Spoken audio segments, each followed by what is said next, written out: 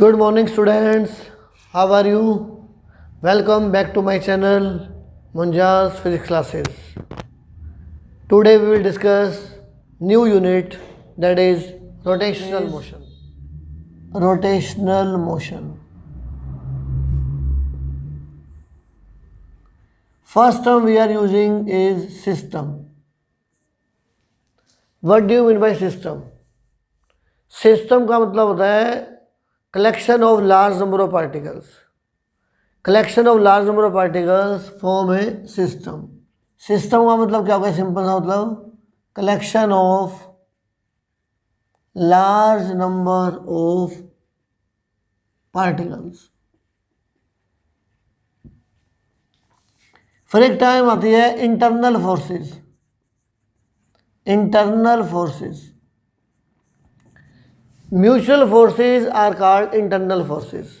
For example, there are two masses m1 and m2. These two masses attract each other. इन दोनों के बीच में gravitational force है. इस force का नाम है F12. Force acting on m1 due to m2. और इस फोर्स का नाम हो जाएगा F21. Force acting on m2 due to m1. So these forces are mutual and these are called internal forces. And net internal force will be 0 because internal forces are equal and opposite. F12 is equal to minus F21. तो ये है internal forces. Suppose we have two charges Q and Q. These two charges repel each other. तो ये इधर force लगेगी इसकी वजह से और इस पे फोर्स लगेगी राइट साइड में बिकॉज बोथ आर पॉजिटिव. तो ये जो फोर्सेज हैं these are called internal forces. ये फोर्स और ये फोर्स क्या है? These are the internal forces. तो mutual forces are called internal forces and internal forces are always exist in pairs. और नेट इंटरनल फोर्स क्या हो जाएगी? 0 हो जाएगी. Centre of mass. Centre of mass. Center of mass is the point at which whole mass of the body is supposed to be concentrated. पहला point तो यह है कि ये एक इमेजिनरी पॉइंट है और जहाँ पे सारा मास बॉडी का कंसंट्रेट होगा. And motion of the system remain same if forces acting on the body are applied on this point. अगर सारी फोर्सेज जो सिस्टम पे लग रही हैं वो सारी की सारी फोर्स मैं अगर इस पॉइंट पे लगा दूँ, सेंटर ऑफ मास पे लगा दूँ, then motion will remain same. तो सेंटर ऑफ मास का फर्स्ट पॉइंट क्या है? At which whole mass of the body is supposed to be concentrated. Simple सा मतलब है जहाँ पे कोई बॉडी बैलेंस करेगी वो सेंटर ऑफ मास हो जाएगा. फॉर एग्जाम्पल ये जो नोड्स हैं अगर मुझे इनको बैलेंस करना हो तो यहाँ बैलेंस होंगे. ये देख लो, ये इस फिंगर पे बैलेंस हो गया इस पॉइंट पे यहाँ पे. तो मतलब इन नोड्स का जो सेंटर ऑफ मास है वो उस पॉइंट पे है जहाँ पे थंब एक्ट कर रहा है. मतलब ये है कि जहाँ पे ये मोशन जो सेंटर ऑफ मास है, सेंटर ऑफ मास मतलब जहाँ पे बॉडी बैलेंस कर रही है. सिंपल मतलब ये है. अगर मैं पूरी सारी फोर्सेज यहाँ लगाऊँ, इस नोड्स पे लगाऊँ और वो सारी फोर्सेज मैं सेंटर ऑफ मास पे लगा दूँ, then motion of the body will remain same. तो सेंटर ऑफ मास का मतलब है centre of mass is the point at which whole mass of the body is supposed to be concentrated and motion of the system will remain same if all forces acting on the body are applied on centre of mass. सारी forces body से हटा के centre of मास पे लगा दूं तो motion क्या रहेगा? सेम रहेगा. फॉर एग्जाम्पल ये मेरे पास कोई रेक्टेंगुलर बॉडी है जैसे ये नोड्स थे. तो इनका सेंटर ऑफ मास कहाँ था? इनका सेंटर ऑफ मास था यहाँ सेंटर, यहाँ डायगोनल कट करेंगे. This is the centre of मास. अगर कोई स्क्वायर है, स्क्वायर, तो स्क्वायर के लिए ये क्या है? इसका centre of square is the centre of मास. अगर मेरे पास रिंग है, रिंग है, स्फीयर है, सेंटर ऑफ मास होगा सेंटर पे. या सॉलिड स्फीयर है या होलो स्फीयर है या डिस्क है. अब बनाने में तो तीनों एक जैसी बन रही है. तो डिस्क का भी सेंटर मास क्या होगा, सेंटर में होगा। रिंग के बीच में कुछ भी नहीं है तब भी सेंटर मास यहाँ पे ही है, सेंटर ऑफ रिंग। तो मतलब ये हुआ कि सेंटर ऑफ मास में लाई आउटसाइड द बॉडी और सेंटर ऑफ मास में लाई inside the body. Centre of mass compulsory नहीं है कि बॉडी में ही हो, बॉडी से बाहर भी हो सकता है, जैसे यहाँ पे सेंटर। अगर ये होलो स्फीयर है तो होलो स्फीयर है तो भी सेंटर ऑफ मास यहाँ पे है, सॉलिड स्फीयर है तो भी सेंटर ऑफ मास यहाँ पे है, रिंग है तो भी centre of ring is the centre of mass, disc है तो भी centre of disc is the centre of mass. तो सिंपल सा आइडेंटिफाई करने का मेथड है कि जहाँ पे आप बॉडी को बैलेंस कर लो वो सेंटर ऑफ मास है। तो ये टोटली इमेजिनरी पॉइंट्स हैं। अगर मैं फोर्सेस सभी जगह लगाऊं और वो सारी फोर्सेस मैं सेंटर ऑफ मास पे लगा दूं तो मोशन जो रहेगा वो सेम रहेगा। This is the main point. Two masses और ये किसी रोड से कनेक्ट है, दोनों मास mm है। अगर मैं इसको बैलेंस करना चाहूँ, जैसे पेन को मुझे बैलेंस करना है अपने फिंगर पे, तो अगर मैं इसको बैलेंस करना चाहूँ तो कहाँ बैलेंस होगा, सेंटर में बैलेंस होगा। तो यहाँ पे ये बैलेंस हो जाएगा क्योंकि मास क्या है, दोनों सेम है। तो ये जो टू पार्टिकल सिस्टम है इसका मास, सेंटर ऑफ मास यहाँ पे हो गया। यानी कि आइडेंटिफाई करने का सिंपल सा मतलब है जहाँ पे बॉडी बैलेंस हो जाए। तो ये मास mm में किसी रोड से कनेक्टेड है तो ये बैलेंस होगा यहाँ सेंटर पे। तो सेंटर ऑफ मास कहाँ करेगा, eight the centre of line joining two masses. अगर ये दोनों सेम मास है तो अगर एक बड़ा मास है और एक छोटा मास है, अब किधर बैलेंस करेगी बॉडी, इस ओ पॉइंट के लेफ्ट में या राइट में, लेफ्ट साइड में। तो सेंटर ऑफ मास आ जाएगा इस साइड आ जाएगा। If two bodies are of unequal masses then centre of mass will shift towards heavier side. तो centre of mass for a system of two particles, अगर masses equal होंगे तो कहाँ होगा, at the centre of line joining them. Masses are unequal तो centre of mass shift हो जाएगा towards heavier. Expression for position vector of centre of mass for a system of two particles. मुझे क्या निकालना है, position vector of centre of mass for a system of two particles. इसको करने से पहले कुछ टर्म्स हमें आनी चाहिए जो हमारे आर्टिकल में हेल्पफुल रहेंगी। फर्स्ट है व्हाट इज पोजीशन वेक्टर। मतलब यह है कि पोजीशन वेक्टर ही नहीं पता होता सबको। अगर पोजीशन वेक्टर अगर आपने माइंड में सेट कर लिया तो ये आर्टिकल न्यूमेरिकल बहुत इजी है। तो जो प्रॉब्लम होती है आप लोगों को वो होती है कि आपको इनके मीनिंग ही नहीं मालूम कि ये है क्या चीज़। Position vector of a point is obtained by joining the point to origin. अगर मैं किसी पॉइंट को ओरिजिन से मिला दूं तो क्या बनता है, पोजीशन वेक्टर। ये पॉइंट P है, P को मैंने ज्वाइन किया ओरिजिन से तो ये जो R बन जाएगा, this R vector is called position vector. तो सबसे पहले ही डेफिनेशन तो आपको पोजीशन वेक्टर की माइंड में बिल्कुल क्लियर करनी है कि पोजीशन वेक्टर का मतलब है किसी भी पॉइंट का डिस्टेंस ओरिजिन से। Position vector of mass m1 का मतलब है m1 का डिस्टेंस ओरिजिन से। Position vector of mass m2 का मतलब है m2 का डिस्टेंस ओरिजिन से। इसको मिलाओ तो ये R वेक्टर R1 वेक्टर ये आ जाएंगे। तो these are the position vectors. तो position vectors is obtained by joining the point to origin. ये इस पॉइंट का और पोजीशन वेक्टर आ गया। तो ये मैं बार बार इसलिए बोल रहा हूँ ताकि ये आपके माइंड में सेट हो जाए बिल्कुल। सेकेंड आती है equation of motion. Second law क्या कहता है, F is equal to dp by dt। This is second law of motion. Momentum क्या होता है, d by D T of mass into velocity. तो m into D V by D T और velocity का formula होता है D R by D T. तो F क्या बन जाएगा, m D by D T of D R upon D T. तो ये बन जाएगा m D two R upon D T square. ये डबल डेरिवेटिव होता है m D two R upon D T square. This is the equation of motion for mass m। अगर ये मास m है तो इसकी इक्वेशन ऑफ मोशन आ गई। तो F is equal to M A mass into acceleration. और एक्सेलरेशन क्या होता है, D V by D T और v होता है D two R by V होता है D R by D T. तो नेट आंसर आ जाएगा m D two R by D T square. तो ये इक्वेशन भी हम लोग यूज़ करेंगे।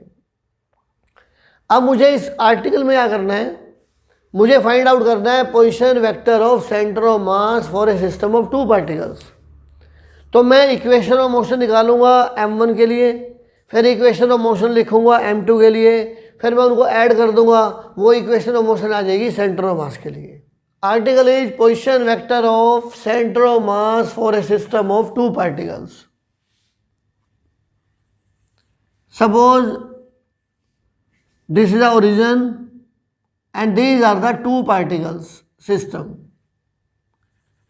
Mass m1 placed at A, mass m2 placed at B. m1 m2 क्या है, टू मासेस है। अब m1 का जो पोजीशन वेक्टर है वो है r1, इसको ज्वाइन कर दो ओरिजिन से। r1 is the position vector of mass m1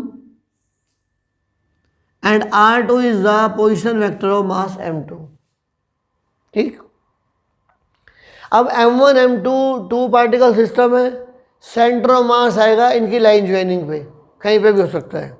मास अगर सेम है तो सेंटर पे होगा, मास अनइक्वल है तो हैवियर की साइड शिफ्ट हो जाएगा। तो ये हमने प्रूव भी करना है, तो मैं कहीं पे भी ले लेता हूँ सेंटर ऑफ मास। सपोज ये पॉइंट है C, इसका पोजिशन वेक्टर है कैपिटल R और कैपिटल M क्या है, सेंटर ऑफ मास, मास है इसका। दोनों का मास जो है, mass of the whole body is concentrated at point C, मैंने सी पे मान लिया। और आर क्या है, इसका पोजीशन वेक्टर। हमारा मेन मोटिव है, मुझे निकालना है पोजीशन वेक्टर, निकालना है सेंटर ऑफ मास के लिए, यानी कैपिटल आर की वैल्यू निकालनी है in terms of r1 r2 m1 and m2।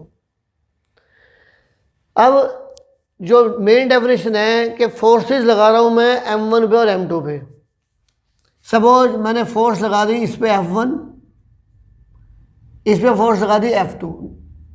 ये वेक्टर नोटेशन है फोर्सेस का। F1 is the force acting on mass M1, F2 is the force acting on mass M2। अब M1 M2 क्या कर रहे हैं, आपस में अट्रैक्ट भी करेंगे, ग्रेविटेशनल फोर्स भी लगेंगी, जिन्हें हम बोलते हैं इंटरनल फोर्सेस, म्यूचुअल फोर्सेस है ये। F12 force acting on m1 due to m2, और इसका नाम क्या हो जाएगा, F21 force acting on m2 due to m1, and F12 is equal to minus F21 and F12 plus F21 will be 0। अब मुझे क्या करना है, इक्वेशन ऑफ मोशन लिखनी है m1 की, क्योंकि फोर्स लग रही है F1। इक्वेशन ऑफ मोशन लिखूंगा m2 की, फोर्स लग रही है F2। फिर मैं टोटल फोर्स निकालूंगा, ऐड कर दूंगा। वो टोटल फोर्स ऐड करने से ऐसी इक्वेशन आएगी जैसे हम सेंटर ऑफ मास पे लगा रहे हैं। यही तो मैंने बताया था कि mass forces acting on the body are applied on centre of mass, then motion will remain same. तो यही से ऐसा ही प्रूव करना है मुझे। सबसे पहले लिखेंगे 4m1, equation of motion for m1। m1 के ऊपर नेट फोर्स कौन सी लग रही है, F1 प्लस F12। अब ये माइनस माइनस कुछ नहीं करना, एंगल कुछ नहीं, हम तो लिख रहे हैं वेक्टर नोटेशन में। वेक्टर में क्या होगा, एक फोर्स है F1 वेक्टर, दूसरी फोर्स है F12 वेक्टर, तो टोटल फोर्स होगी F1 plus F12 vector. This is equal to क्या बनेगा, force F is equal to dp by dt, अभी लिखा था हमने dp1 बाई dt।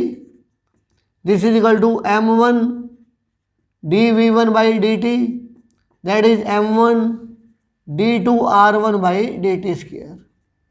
ये मैं डायरेक्ट भी लिख सकता हूँ, वेलोसिटी dr बाई dt और d2 r1 by dt square. This is the equation of motion for m1। Similarly for m2 लिखो।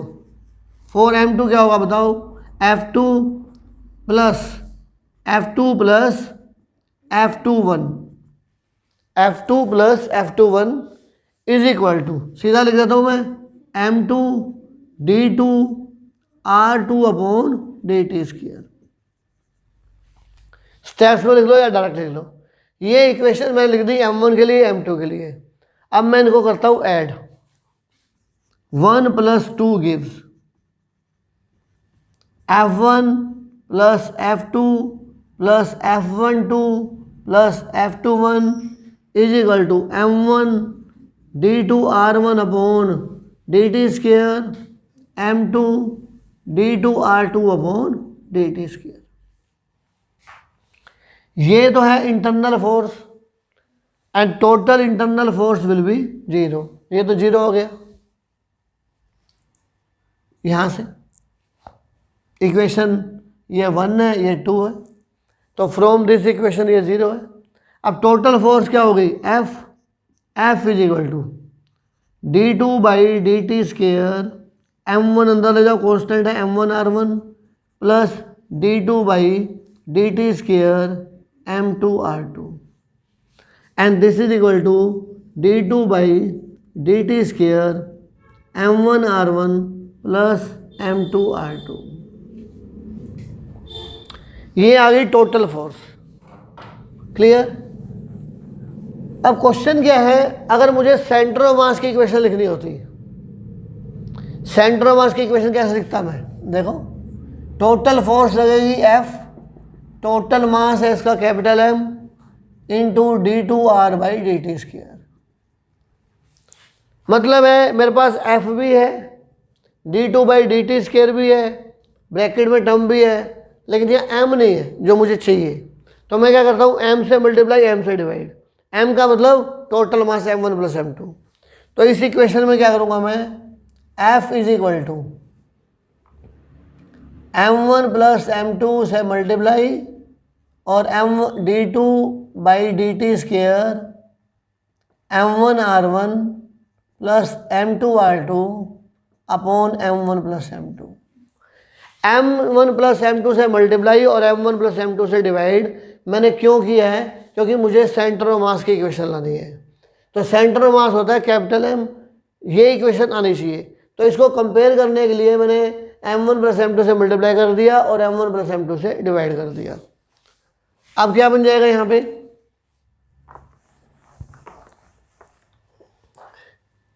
Then F will become, this is capital M d2 by D T square M1r1 M2r2 upon M1 plus M2। अब compare कर दो इससे, this is the equation of motion of centre of mass. यानी कि मैंने बात तो की थी M1 M2 की, जब ऐड किया तो ये आ गया this is the equation of centre of mass whose position vector is this. ये इसका पोजीशन वेक्टर है। तो मुझे position vector centre of mass का निकालना था, तो कंपेयर कर दूं मैं इससे, तो कैपिटल R की वैल्यू क्या बन जाएगी, M1r1 plus M2r2 upon M1 plus M2। This is the position vector of centre of mass. तो अगर मैं डेफिनेशन की बात करूं बार बार, तो मैंने क्या बोला है कि first you will write the equation of motion for M1, then you write the equation of motion for M2, फिर मैं ऐड कर दूंगा तो टोटल फोर्स आ जाएगी। टोटल फोर्स होगी तो मुझे equation of motion centre of mass की मिलनी चाहिए।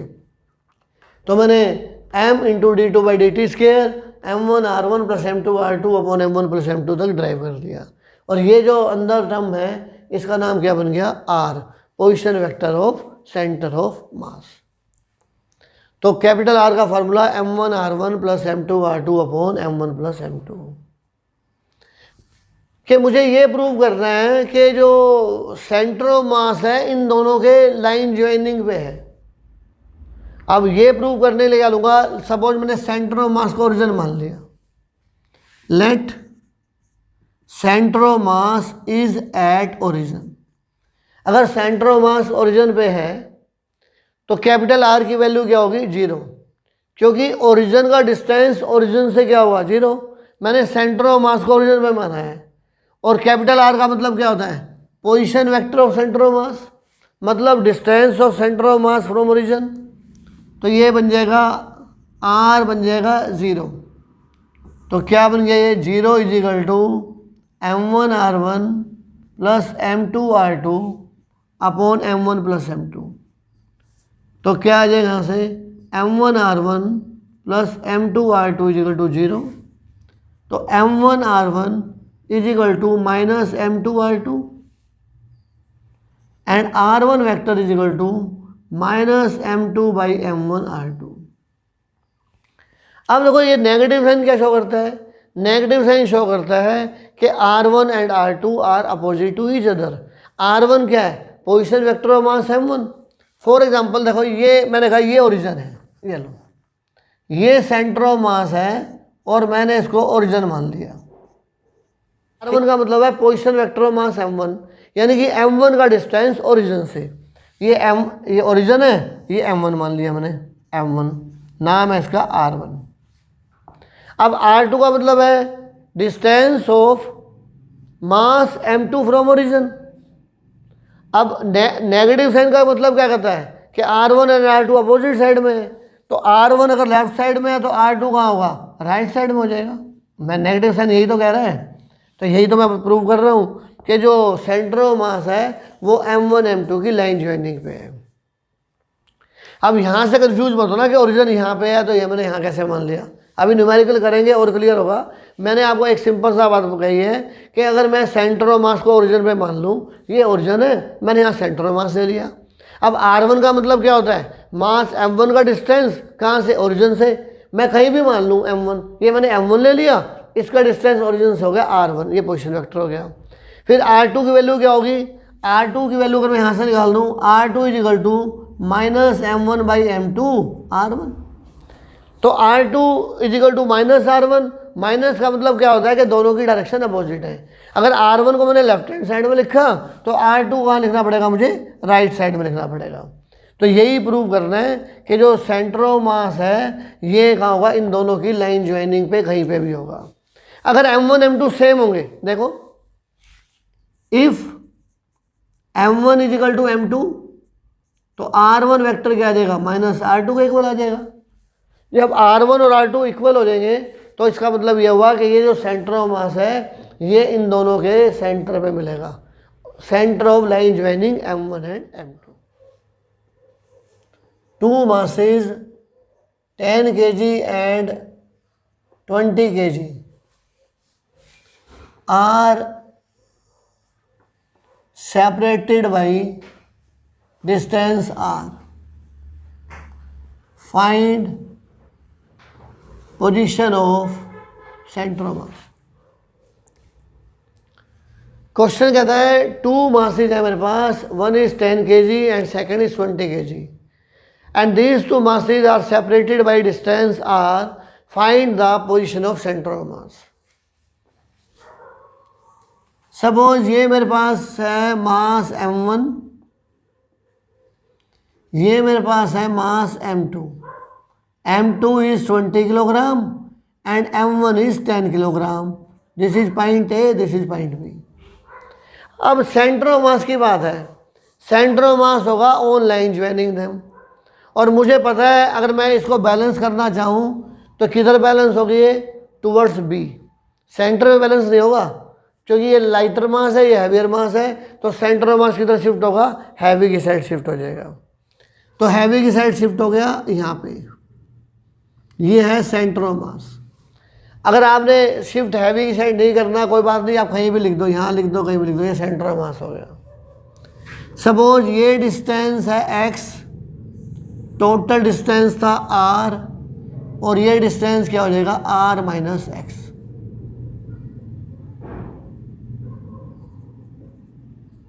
This is r minus x. अब मेरे को फॉर्मूला क्या है, मेरा फॉर्मूला है r centre of mass is equal to m1 r1 plus m2 r2 upon m1 plus m2, और I can write m1 plus m2 into r, cross multiply कर दिया, m1 r1 plus m2 r2। मेरा ये formula है। अब मुझे m1 10 kg m2 20 kg मालूम है। प्रॉब्लम है कैपिटल R के लिए, R1 के लिए, R2 के लिए। अब R1 का मतलब क्या है, मेरे को पता है कि distance of mass m1 from origin, और R2 का मतलब क्या है, distance of mass m2 from origin, और कैपिटल R का मतलब है distance of centre of mass from origin. लेकिन प्रॉब्लम यहाँ पे मेरे पास ये है कि मुझे ओरिजिन नहीं पता कहाँ पे है। अगर ओरिजिन आपको पता लग जाए तो डिस्टेंस लेके आंसर निकाल दोगे।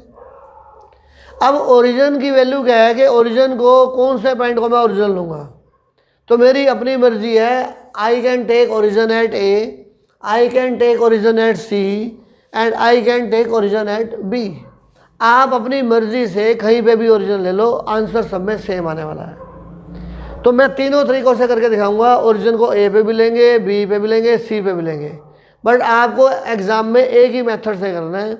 You may take origin at any point, इसलिए कोई टेंशन लेने की जरूरत नहीं है कि ओरिजिन मुझे कहाँ लेना है। लो, let A is at origin, ये ओरिजिन ले लिया मैंने, let A is at origin.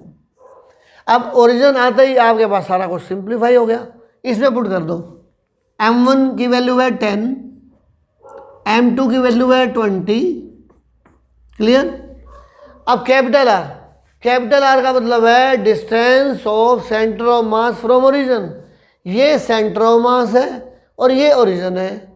Origin के राइट वाले डिस्टेंस पॉजिटिव, लेफ्ट वाले नेगेटिव, तो लेफ्ट में तो कोई है ही नहीं, सारे राइट के हैं। तो ओरिजिन से सेंटर ऑफ मास का डिस्टेंस है x, तो मैंने यहाँ लिख दिया x।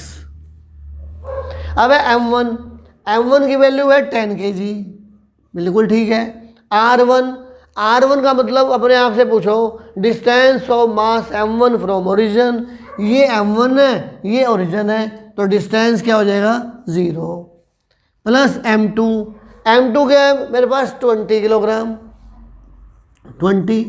अब r2 का मतलब है distance of mass m2 from origin, m2 20 kg, origin A पे, तो ये डिस्टेंस टोटल कितना है r, तो ये लिख दिया r।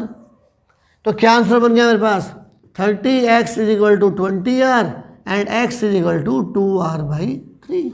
बस आंसर आ गया। x की value x comes out to be 2r/3। अब आप कहते हो नहीं हम तो ऐसा नहीं करेंगे, हम सेकंड मेथड लगाएंगे, लेट सी इज ओरिजिन। ले लो, आपको लगता है इसको लेना है ओरिजिन, इसको ले लो। अगर मैं सी को ओरिजिन मान लूँ तो भी ठीक है। अब क्या करना है, ये लो, let C is origin. Formula यही है, m1 10, m2 20, कैपिटल आर का मतलब क्या है distance of centre of mass from origin. अब सेंटर ऑफ मास कहाँ रखा है, इस सी पॉइंट पे, ओरिजिन कहाँ है सी पॉइंट पे, तो ये डिस्टेंस क्या आ जाएगा 0, ये 0 हो गया। फिर m1 की वैल्यू कितनी है 10 kg। r1 का मतलब मैंने बताया था m1 का डिस्टेंस ओरिजिन से, ये डिस्टेंस कितना है x। अब ओरिजिन इधर है, x लेफ्ट साइड में है, तो क्या आएगा यहाँ पे -x प्लस m2 है 20। अब 20 kg का डिस्टेंस ओरिजिन से r2 हो जाएगा, ये डिस्टेंस है r-x, तो पुट कर दो r-x। तो 0 is equal to -10x plus 20r minus 20x, 30x is equal to 20r and x is equal to 2r/3। Same answer will be there.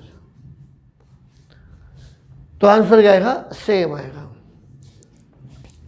Clear. अब थर्ड पॉइंट ले लो, ये लो। Third point क्या लिया मैंने, third point मैंने कहा कि origin मैंने बी को मान लिया, let B will be at origin. अब ये यहां से हटा के ओरिजिन, इस बी को ओरिजिन ले लो। m1 प्लस m1 कितना है 10 kg, m2 है 20 kg इस फार्मूले में। m1 plus m2 10 plus 20। अब कैपिटल आर क्या है, कैपिटल आर है सेंटर ऑफ मास का डिस्टेंस ओरिजिन से, ये सेंटर ऑफ मास है और ये ओरिजिन है, ये डिस्टेंस है r-x और लेफ्ट साइड में है तो नेगेटिव आ जाएगा, तो क्या बनेगा -r-x is equal to m1 10, m1 का डिस्टेंस कहाँ से ओरिजिन से, ये डिस्टेंस है r, ओरिजिन के लेफ्ट साइड में है तो क्या लिखूँगा -r। फिर m2 20, m2 का डिस्टेंस ओरिजिन से 0, ये आ जाएगा 0। अब ये माइनस से माइनस काट दो, क्या बन जाएगा 30 into r-x is equal to 10r, 30r minus 30x is equal to 10r, इधर ले आओ 20r is equal to 30x and x is equal to 2r/3। तो दीज आर द 3 न्यूमेरिकल्स। मैंने अलग अलग वे से कर दिए। तो जब भी एग्जाम में कोई ऐसा क्वेश्चन आए देन डोंट कंफ्यूज कि ओरिजिन क्या बताया था। आप किसी पॉइंट को ओरिजिन ले लो, आंसर विल रिमेन सेम। तो origin A B C, you may take any point as a origin and you will get the answer. अब मैं पीछे वाला दोबारा कर रहा हूं जो अभी डिस्कस किया ना हमने कि सेंटर ऑफ मास सेंटर में क्यों है, ये देख लो। If centre of mass is at origin, यानी कि सेंटर ऑफ मास ओरिजिन पे है, तो क्या बनेगा 0 is equal to m1r1 plus m2r2, then r2 is equal to minus m1r1/m2 जो अभी लिखा है मैंने। अब यहां देख लो नेगेटिव साइन क्या शो करता है, r2 and r1 opposite to each other. देखो इस सिचुएशन में ये क्या होगा r1 और ये क्या होगा r2, r1 r2 are opposite to each other. तो नेगेटिव साइन ये बताएगा कि r1 r2 क्या है, अपोजिट है। ठीक, अगर मासिस m2 बड़ा है जैसे हमारे केस में था, m2 is greater than m1, अगर m2 बड़ा है तो क्या होगा r2 लेस देन r1। इसमें देखो m2 ग्रेटर है तो r2 की वैल्यू क्या है, r1 से छोटी है। देख लो ये r2 छोटा है, r1 बड़ा है। अगर m1 m2 इक्वल होंगे, m1 is equal to m2, तो r2 will become equal to minus r1। इस केस में r1 and r2 both are same but direction will be opposite. तो मतलब सेंटर ऑफ मास लाया करेगा centre of line joining two masses. Next question is, this is the HCl molecule. This is a question of NCERT. This is the HCl molecule. Mass of hydrogen atom is suppose m and mass of chlorine atom is 35.5 times the mass of hydrogen atom. Chlorine atom का मास 35.5 times ज़्यादा है hydrogen atom से, and the distance between H and Cl molecule will be, H और Cl के बीच में distance है 1.27 angstrom, जिसको हमने R लिखना है या 1.27 एंगस्ट्रॉम डायरेक्ट लिख दो। क्वेश्चन है find the position of centre of mass, find position of centre of mass. तो सपोज ये मेरे पास है सेंटर ऑफ मास, यहां मास होगा m1 प्लस m2, ये C पॉइंट भाई, ये डिस्टेंस ले लिया मैंने x और ये डिस्टेंस है 1.27 माइनस x, और 1 एंगस्ट्रॉम होता है 10 पावर माइनस 10 मीटर। एंगस्ट्रॉम को हम एज इट इज लिख देंगे बाद में, हम इसको कुछ नहीं कर रहे। तो 1.27 एंगस्ट्रॉम अंडरस्टूड है ये, एंड 1 एंगस्ट्रॉम होता है 10 पावर माइनस 10 मीटर। अब ए को, बी को, सी को, किसी को ओरिजिनल ले लो। तो मैं एक मेथड से कर रहा हूँ, बाकी दोनों मेथड से आपने करना है। किससे कर रहा हूँ, लेट ए इज ओरिजिन, मैं एक ओरिजिन मान लेता हूँ। इस ए को मैंने क्या मान लिया, ओरिजिन मान लिया। पुट करो वैल्यूज, m1 कितना है, m1 m, m2 35.5 m, r, capital R का मतलब है सेंटर ऑफ मास का डिस्टेंस ओरिजिन से। ये ओरिजिन है, ये सेंटर ऑफ मास है। डायग्राम में आप फिंगर रख के देख लो, कोई दिक्कत नहीं है। तो ये डिस्टेंस कितना है, x, x is equal to m1, फिर m आ गया, और r1, r1 का मतलब है position vector of mass m1, m1 का डिस्टेंस ओरिजिन से, m1 का डिस्टेंस ओरिजिन से क्या होगा 0, तो ये आ गया 0। फिर m2, m2 की वैल्यू है 35.5 m, ये m2 की वैल्यू है, इनटू r2, r2 मतलब distance of mass m2 from origin, और ये डिस्टेंस है 1.27 एंगस्ट्रॉम अंडरस्टूड है, एंड में लिख देंगे। तो x की वैल्यू क्या बन जाएगी 35.5 m 1.27 अपॉन 36.5 m, तो ये आ जाएगा 1.235 एंगस्ट्रॉम, दिस रिजल्ट। तो x की वैल्यू आ गई 1.235। फॉर एग्जाम्पल ये मेरे पास बोर्ड है और बोर्ड का सेंटर ऑफ मास क्या होगा, इसके सेंटर में, ये सेंटर ऑफ मास है बोर्ड का, ये सेंटर ऑफ मास है इस बोर्ड का। अगर मैं सपोज करो इतना पोर्शन कट कर दूं, जब मैं इतना पोर्शन कट करूंगा तो सेंटर ऑफ मास किधर शिफ्ट हो जाएगा, इधर शिफ्ट हो जाएगा, क्योंकि यहाँ कट कर दिया, वैकेंट हो गया, इधर हैवी मास हो गया, तो centre of mass will shift towards heavy side. तो यही हमारा न्यूमेरिकल है। अगर मेरे पास, अगर मैं बोर्ड कट करता हूँ तो जो रिमेनिंग बोर्ड बचेगा वो बचेगा सिस्टम ऑफ टू बॉडीज। एक बॉडी तो है पूरी बोर्ड जो यहाँ ओ पे रखी है, एक बॉडी है जिसका मास हमने कट कर दिया, जो मास हम कट करेंगे उसको हम लेंगे नेगेटिव, जो मास हमने इस बोर्ड से कट कर दिया that will be taken as negative.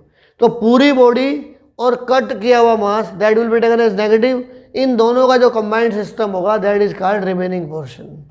तो जो रिमेनिंग पोर्शन है उसका मुझे सेंटर ऑफ मास निकालना है। तो क्वेश्चन है, मेरे पास कोई डिस्क है, suppose this is the disc of radius R, this is the disc of radius R and mass is capital M, और रेडियस है इसका आर, कैपिटल आर इसका रेडियस है। This is the disc of mass capital M and radius R, इसका centre of mass कहाँ पे होगा, ओ पॉइंट पे होगा, सबको पता है ओ पे होगा सेंटर ऑफ डिस्क। अब मैं यहां से करता हूं, एक डिस्क निकालता हूं बाहर, जो डिस्क मैंने बाहर निकाली उसका रेडियस है r/2 फ्रॉम ओ डैश पे, और ये डिस्टेंस है r/2 from centre of disc O, यानी कि मैंने ये वाला पोर्शन बाहर निकाल दिया। तो मुझे निकालना है find the position of centre of मास, मुझे सेंटर ऑफ मास की लोकेशन निकालनी है। क्वेश्चन क्या था, पूरी डिस्क है, उसका centre of mass O point पे, फिर ये डिस्क ली मैंने, इसका centre of mass O dash point पे है, और ओ डैश पॉइंट का डिस्टेंस है यहाँ से r/2 गिवन है क्वेश्चन में। मैंने इस डिस्क को बाहर निकाल दिया, बाहर निकालने से सेंटर ऑफ मास की लोकेशन क्या होगी मुझे ये बताना है। तो अंडरस्टूड है कि सेंटर ऑफ मास जो है इधर शिफ्ट हो जाएगा, लेफ्ट साइड में शिफ्ट हो जाएगा, क्लियर। अब जो सपोज स्मॉल एम क्या ले लिया मैंने, मास पर यूनिट एरिया, मास per unit area, small M हो गया, पूरा मास कितना है कैपिटल एम, और डिस्क का एरिया क्या होगा πr²। तो कैपिटल एम की वैल्यू आ जाएगी m × πr²। ये कैपिटल एम है टोटल मास ऑफ डिस्क, और इसका एरिया है πr², और स्मॉल एम हो गया mass per unit area that is m, और कैपिटल एम की वैल्यू आ जाएगी स्मॉल m × πr², ठीक। और ये मास कहाँ पे कंसंट्रेट है, इस ओ पॉइंट पे कंसंट्रेट है, इसका नाम ले लिया मैंने m1, m1 is equal to capital M. m1 क्या है, capital M, it is placed at O.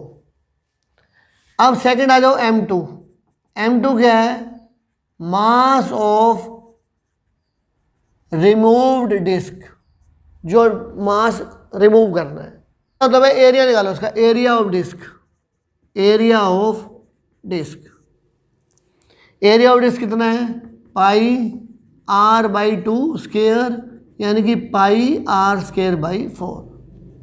Small M की वैल्यू क्या आ जाएगी, स्मॉल एम है मास पर यूनिट एरिया, अगर मैंने टोटल मास लिखा तो टोटल एरिया, छोटा मास लिखा तो छोटा एरिया, m2/πr²/4।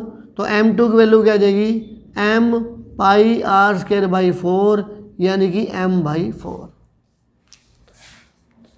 इसको मैं ऐसे लिख के डायरेक्ट भी लिख सकता था कि टोटल एरिया πr², मास है कैपिटल एम, अगर एरिया इसका a/4 हो गया तो मास भी क्या हो जाएगा, m/4 हो जाएगा। तो सिंपल सा मतलब है, मैंने कंसेप्ट यूज़ किया, small M mass per unit area, total mass of the disc है कैपिटल एम, टोटल एरिया इसका πr², तो कैपिटल एम की वैल्यू आ जाएगी स्मॉल m × πr², क्योंकि स्मॉल एम की वैल्यू फिक्स रहेगी, वो चेंज नहीं होगी। अब ये छोटी डिस्क है, इसका मास है m2, इसका एरिया है πr/2² πr²/4, m2/πr²/4 मुझे निकालना है m2, क्रॉस मल्टीप्लाई कर दिया, एम पाई आर स्क्वायर की वैल्यू है कैपिटल एम, तो ये आ जाएगा m/4। तो ये है मास m2 यहाँ पे। अब ये जो सिस्टम है, ये जो आपका रिमूव्ड पोर्शन है उसको लेंगे हम negative. Total mass of disc minus removed portion is equal to remaining portion. जो रिमेनिंग पोर्शन है it is the system of two masses, एक का नाम है m1 और दूसरे का नाम है m2, और m2 क्या लेंगे हम, नेगेटिव लेंगे।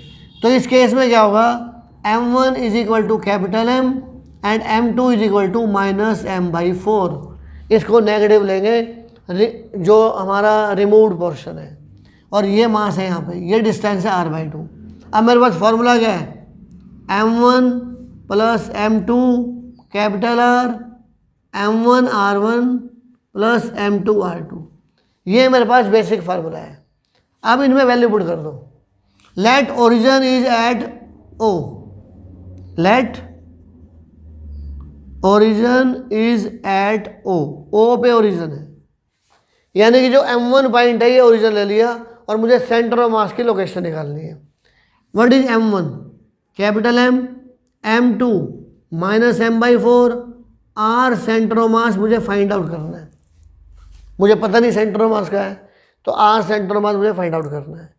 व्हाट इज m1, m1 की वैल्यू है कैपिटल M, r1 की वैल्यू क्या है 0, प्लस m2 की वैल्यू है माइनस m/4,